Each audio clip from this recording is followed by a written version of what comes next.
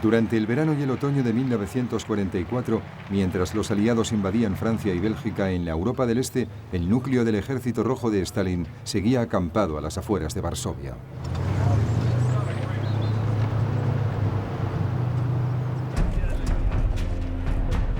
Para el líder ruso, el objetivo de la guerra había cambiado. No se trataba ya de supervivencia ni de expulsar al enemigo de la Unión Soviética. Se había convertido en un asunto político. La prioridad en la agenda de Stalin era la construcción de una zona tapón entre la Unión Soviética y Alemania. Y una de las claves para ello era Polonia.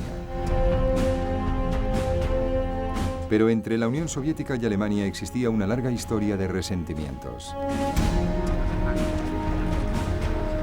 Los ejércitos soviéticos habían colaborado con los alemanes en la partición de Polonia en 1939.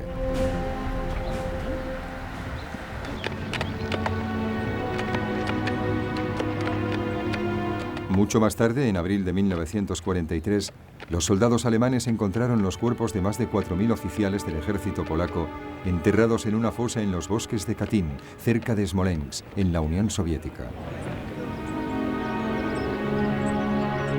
Habían sido asesinados por los rusos. Stalin negó cualquier implicación en el asunto y acusó de ello a los alemanes, pero los polacos nunca le creyeron.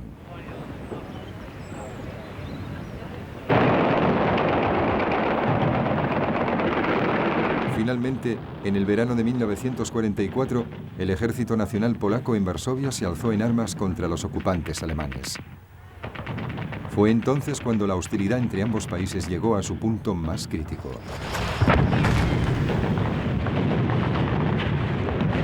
El levantamiento popular polaco había sido alentado por una emisión radiofónica el 29 de julio desde Moscú.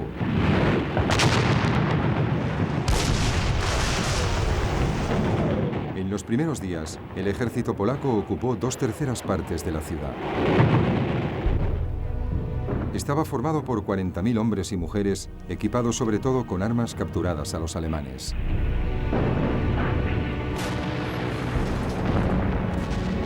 Contaba también con más de 200.000 colaboradores desarmados.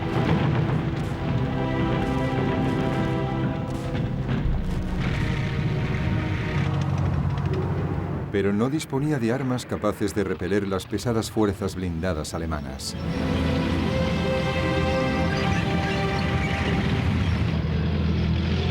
Los polacos buscaron ayuda en el Ejército Rojo aún estacionado justo al sur de la ciudad.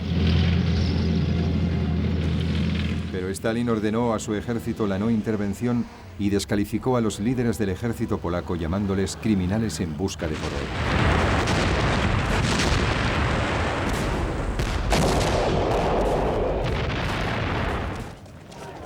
Los refuerzos alemanes afluyeron en gran número a Varsovia, bajo el mando del general de las SS, Erich von den Bachtelski, un experto en aplastar y exterminar grupos de partisanos.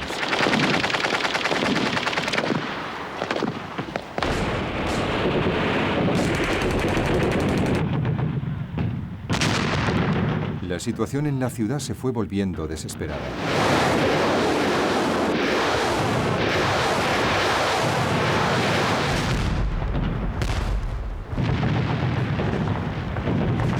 Un encarnizado combate casa por casa se prolongó durante 2 meses. El ejército polaco se vio obligado a replegarse a una zona cada vez más reducida. El avance alemán fue acompañado de violaciones y asesinatos. Algunos prisioneros heridos fueron quemados vivos. Las mujeres y los niños fueron utilizados como escudos humanos. Las fuerzas polacas tuvieron que replegarse en sótanos y alcantarillas.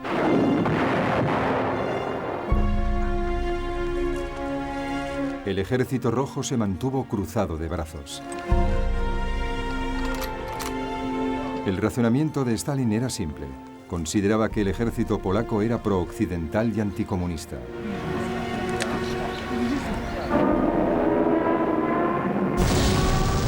Pensaba que si este y quienes lo apoyaban eran aplastados, el camino estaría libre para que los comunistas polacos tomasen el poder.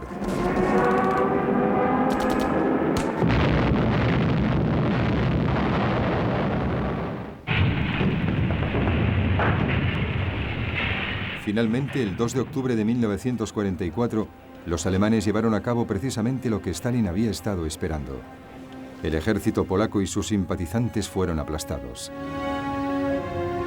Más de 15.000 miembros del ejército y 200.000 civiles habían muerto.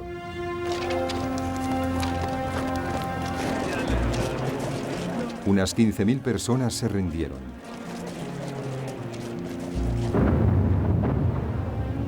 Entonces Hitler procedió a destruir completamente la ciudad.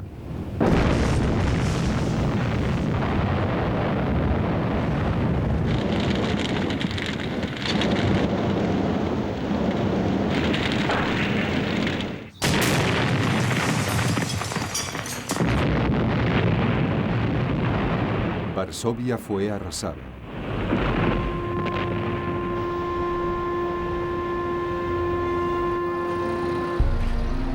Aquellos miembros del ejército polaco que habían conseguido sobrevivir entraron en el movimiento de resistencia clandestino.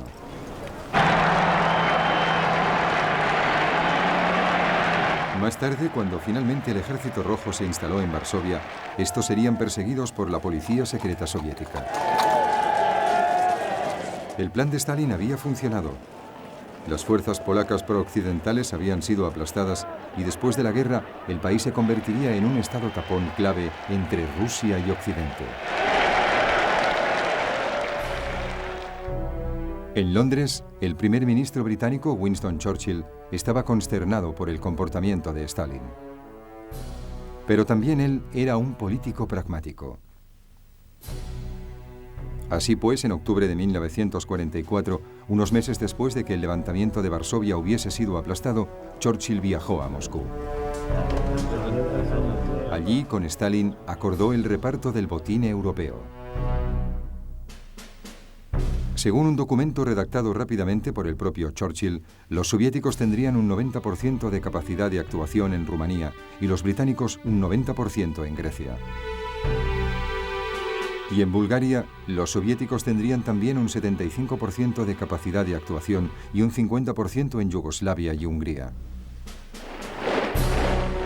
El futuro de Polonia se dejó sin precisar, con toda probabilidad, deliberadamente. Churchill lo llamó Naughty Document, o documento impropio. El redactado era confuso y nadie estaba lo suficientemente seguro de lo que significaba, pero Stalin estuvo felizmente de acuerdo con él. Probablemente era consciente de que, de todos modos, el ganador se quedaría con todo y él tenía la intención de ser el vencedor en la mayor parte de la Europa del Este y en los Balcanes. Churchill nunca habló del documento con los estadounidenses. Sabía que se quedarían horrorizados ante un imperialismo tan obsoleto entre potencias europeas. Pero Estados Unidos lo iba a descubrir muy pronto.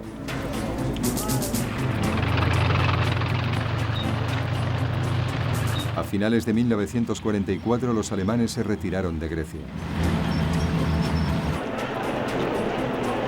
El país se hundió en una guerra civil entre monárquicos y comunistas.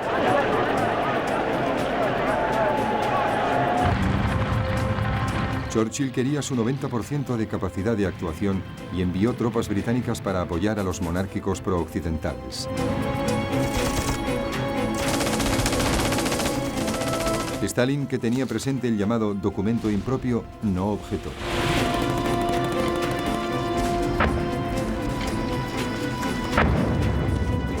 Los norteamericanos, en cambio, se indignaron ante lo que consideraron una descarada intromisión en los asuntos de otro país. A finales de 1944 había una cuestión más urgente.